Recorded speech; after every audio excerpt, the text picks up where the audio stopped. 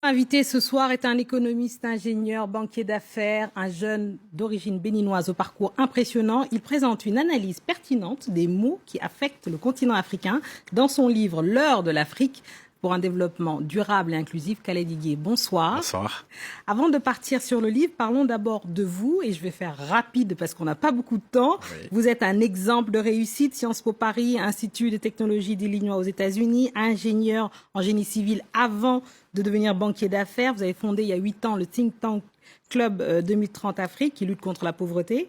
Vous avez travaillé pour Areva, pour l'OCP, n'en jetez plus. Ma question, c'est, vous déclarez qu'en gros, vous devez votre réussite à vos parents ainsi qu'à la méritocratie française.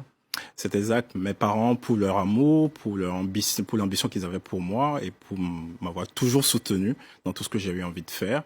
Et d'un autre côté, la France, parce que c'est la méritocratie, vous acceptez dans les grandes écoles parce que vous êtes méritant, parce que vous travaillez bien. Et c'est la combinaison de tout ça qui fait de moi ce que je suis aujourd'hui.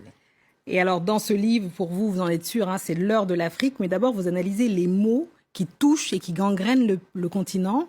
Et parmi eux, vous citez, entre autres, l'aide au développement. Oui, parce que je pense que l'aide au développement n'a pas été aussi efficace qu'elle devrait l'être depuis 50 ans et qu'il faut repenser l'aide au développement. Il faut rediriger l'aide au développement. Nous avons besoin de créer 11 millions d'emplois par an sur le continent africain. Donc, il faut investir dans les entreprises, dans l'industrie.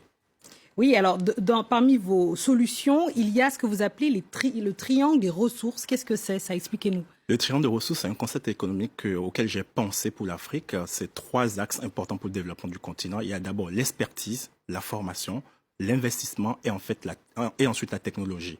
Parce que nous sommes dans une nouvelle ère et avec la technologie aujourd'hui, nous pouvons faire un effet de levier pour créer encore plus d'emplois sur le continent. Et alors, vous parlez de l'investissement, vous mettez un accent particulier sur l'investissement privé pour que l'Afrique redevienne elle-même investisseuse, mais comment faire ça justement? Non, je pense à l'investissement déjà à l'intérieur, c'est-à-dire qu'il faut que les Africains eux-mêmes fassent beaucoup plus confiance au continent et commencent à y investir, ce qui va permettre d'attirer encore plus d'investissements étrangers. Parce que si on demande aux étrangers d'investir sur notre continent et que nous-mêmes nous ne sommes pas capables de le faire, alors ça pose un problème. Donc il faut investir nous-mêmes pour attirer encore beaucoup plus d'investissements de l'étranger.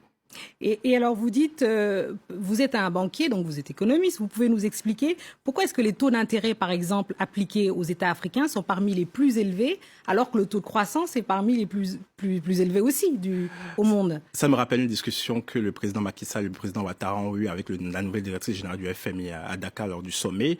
Il y a une question de perception aujourd'hui. La perception sur le continent africain, sur le risque de marché est complètement erronée, de mon point de vue. Et que cette perception, il va falloir la corriger. C'est pas normal que sur le marché, aujourd'hui, les pays africains empruntent à plus de 10% et que des pays occidentaux empruntent à des taux négatifs. Il y a une surliquidité sur le marché aujourd'hui. Il faudrait revoir ces perceptions et permettre à l'Afrique d'emprunter à des taux beaucoup moins et dérisquer le continent africain.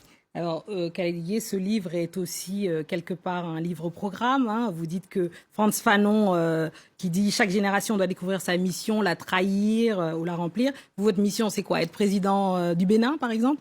Oh, vous savez, les temps ont changé. On a plusieurs manières d'avoir de l'impact aujourd'hui sans faire de la politique. Je crois que s'engager déjà en société civile, s'engager même en tant que banquier d'affaires, faire ce métier d'une autre manière, faire ce métier en ayant de l'impact et en aidant à investir massivement sur le continent est déjà une sorte d'engagement. Très bien. Merci beaucoup, Khaled Iguié. Merci d'être venu sur le plateau de France 24 pour votre invitation. L'heure de l'Afrique.